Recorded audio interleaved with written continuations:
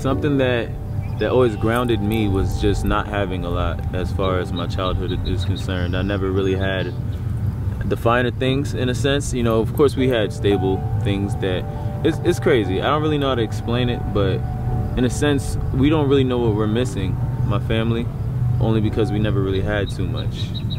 We made sure we had juice in the fridge. You know, that was like priority to us for some reason. But the biggest priority for us was just making sure we did more things that we enjoyed, and that's something that my father and mother instilled in me. Whether we had money or not, it was just go outside and dance, go somewhere and sing, learn how to learn. Just learn, because when you get older, it's not going to be as easy to do that.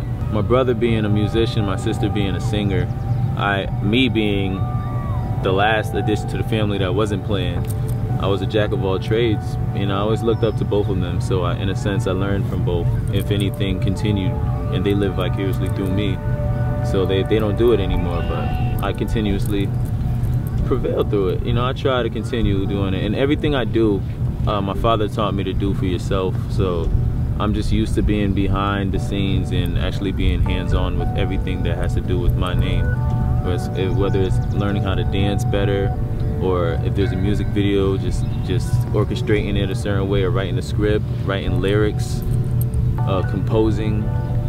It's just you know, it's I know from the outside it sounds very hard, but when you live a life for this long in that type of structure, it tends to be just an everyday thing for you. One minute you're over here writing music in your room, in a notepad.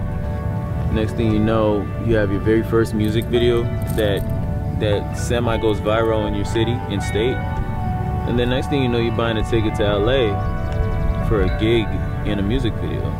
And the whole journey of that, it was surreal. Even being in LA and just being around celebrities, I met a few people that have names. Mike Epps. I met Robbie Jones from Temptations, Tyler Perry's movie.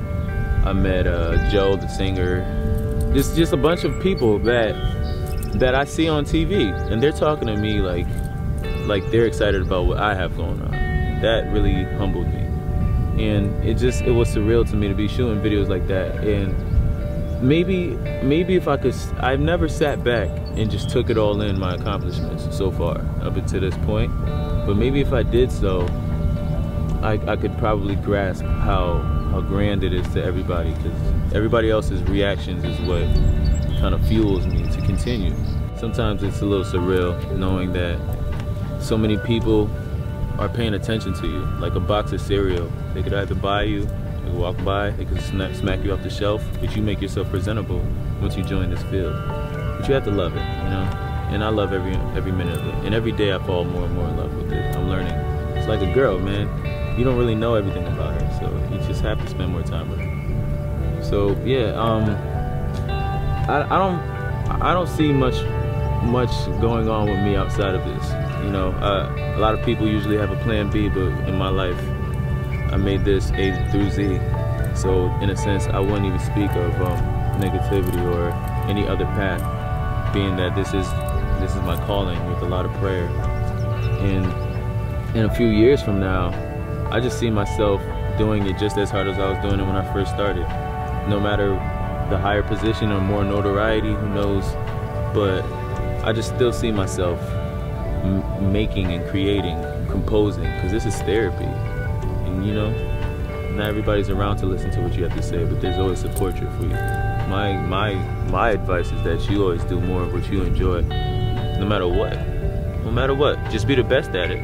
You want to be a plumber, you better be the best plumber you ever been in the state. That's all I could tell you, you know. And artists, we just create, and our minds are different. And if anybody has artistic eye or sense, you would understand that. My advice is just that you love it with wholeheartedly, that you continue and just learn every corner of whatever it is that you're passionate about. Don't ever give that up, ever. You will live a life of resentment. And if you do go after something that you do love, I say that you go full force, 100%, if not 150. You have to. That's the only way you know if it's destined for you. And in the end, just pray. Pray. Pray towards it. Learn it. Get better at it. you know. It's all I have. That's all every last energy in my body will be given towards this, only because it's all I know to do. And I hope that you find something that you feel the same way towards. So, God bless you.